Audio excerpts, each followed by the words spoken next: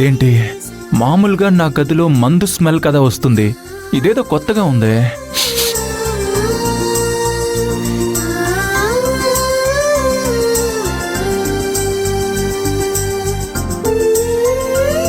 హే హే శాలిని, ఏం చేస్తున్నావు? ఓ సారీ.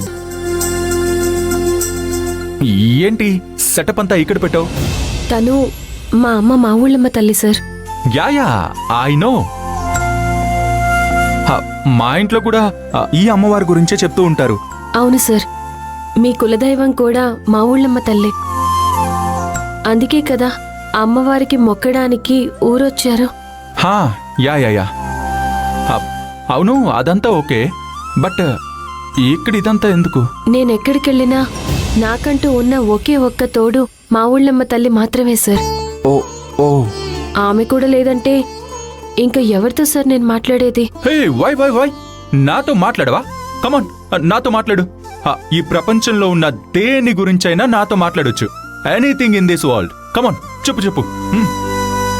మీకొకటి చెప్పాలి సార్. చెప్పు. కమాన్. మీ పాటికి మీరు మాప్ స్టిక్లని ఇంట్లో వాళ్ళందరికీ ఇచ్చి ఇక మీదట మీరే క్లీన్ చేసుకోండి అని చెప్పారు. అలా మీరు చెప్పకూడదు కదా సార్. నేనేమి మీ భార్యని కాదు సార్, భార్య లాంటి దాన్ని మాత్రమే. అది కూడా 6 నెలలు మాత్రమే ఇక్కడుంటాను.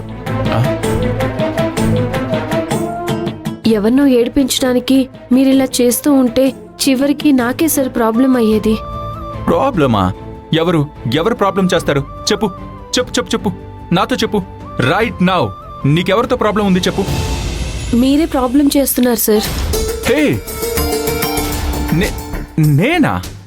నేనేం చేశాను? ఇప్పుడే చెప్పాను కదా సార్, అదే సార్ నా ప్రాబ్లం. ముందే వాళ్ళందరూ నా మీద చాలా కోపంగా ఉన్నారు. మీరిలా చేస్తే అది ఇంకా ప్రాబ్లం అవుతుంది సార్.